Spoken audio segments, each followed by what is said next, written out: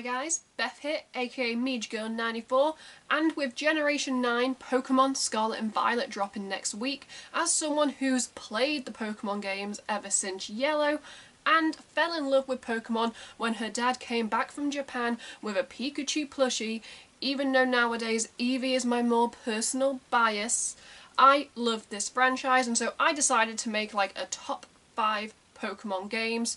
Now, these lists are always very biased. This list is my favourite. Feel free to leave your favourite Pokemon games in the comments below and let's just start a conversation. Before we begin, if you'd like to support me and the channel in the future, you can by clicking a like to show me some love. You can click subscribe and tap that bell to be notified when I upload on this channel. Enough rambling, let's just dive straight into Pokemon.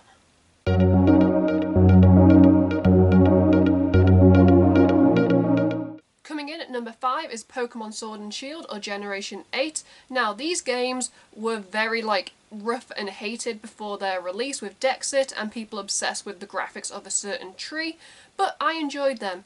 Yes, the story was generic, but I had a lot of fun in the wild areas and raid battles with friends. Being British, I enjoyed the slang, but it shows Pokemon does need voice acting in the future. The DLC kept the game alive, but the main reason it takes my number 5 spot is competitive and how it got support all these years, and it actually got me interested.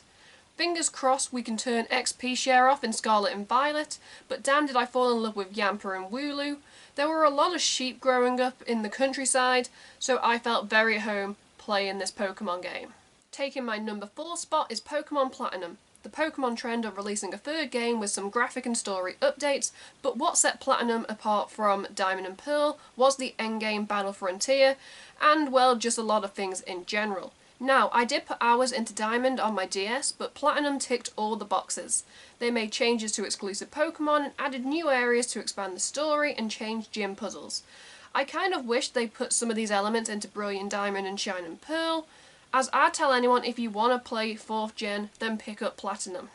Taking the number 3 spot is Pokemon Ruby and Sapphire, or the 3rd generation, which is kind of ironic now I'm thinking the fact that I placed them number 3. Now, these were the first Pokemon games I had to play on my own since my older brother stopped after Silver and Gold, and I played Ruby while a neighbour had Sapphire. I liked the story a lot, and both legendaries were pretty boss. Ruby was also the first Pokédex I completed 100%. Omega Ruby and Alpha Sapphire are also included, as I loved the updated graphics and small changes, and I nabbed both copies as 2 separate birthday presents. Though I liked how originals didn't hold your hand as much as the remakes. Groudon is still one of my favourite legendaries, and I'll keep going back to both versions for years to come, and no doubt down the line maybe they'll appear on the Switch.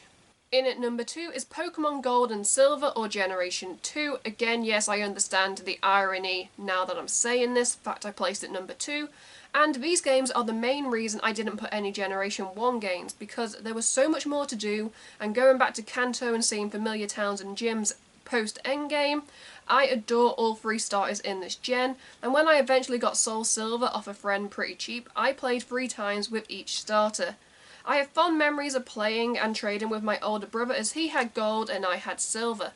Gold and Silver were simpler times when we only had 2 generations of Pokemon, and the new games felt challenging, and when I was younger I had less patience. Team Rocket's defeat in Gen 1 gets a follow-up while making the games more exciting, although not my favourite legendary Pokemon. Maybe I'm just not a fan of birds in Pokemon games. Who'd have thought it? And taking my number 1 spot is Pokemon Black, White and Black, White 2, as both games go hand in hand despite Unova and Gen 5 getting crapped on for changing the formula so Pokemon return to its cliche ways for the next game onwards. These games made you use the new Pokemon only in Part 1, which gave you a challenge, learning new types instead of instantly picking your favourite teams from past games. The gym puzzles were good, and yes, I had a thing for N and Team Plasma actually make you think about freeing Pokemon. Black, White 2 were the first sequels and set 2 years after the first games. You start in an entirely new part of the map, and the first couple of gym leaders change. Yes, Pokemon brought back previous gens, but I played for the story. There were variations depending on the game you chose, like usual, but what makes these games number 1 in my eyes is that they were the most challenging and were the last games, you know, that didn't hold your hand and, well, were probably the last difficult Pokemon games. Hopefully in the future we get a remake, and that just wraps up my top 5 favourite Pokemon games. As I said in the intro, these were just my picks. Feel free to leave your top or favourite Pokemon games in the comments below. Also, while you're down there, you know, what's your favourite generation? What's your favourite starter from that generation? Are you like me and you have a personal bias at every single Pokemon game? You pick the water starter, and as soon as I saw Quaxly in the trailer, I was like, yeah, I'm going to pick Quaxly as my starter. I don't know why I'm biased against water starters. Anyway, I'm rambling. If you'd like to support me and the channel in the future, you can by clicking like to show me some love. You can click subscribe and tap that bell to be notified when I upload on this channel.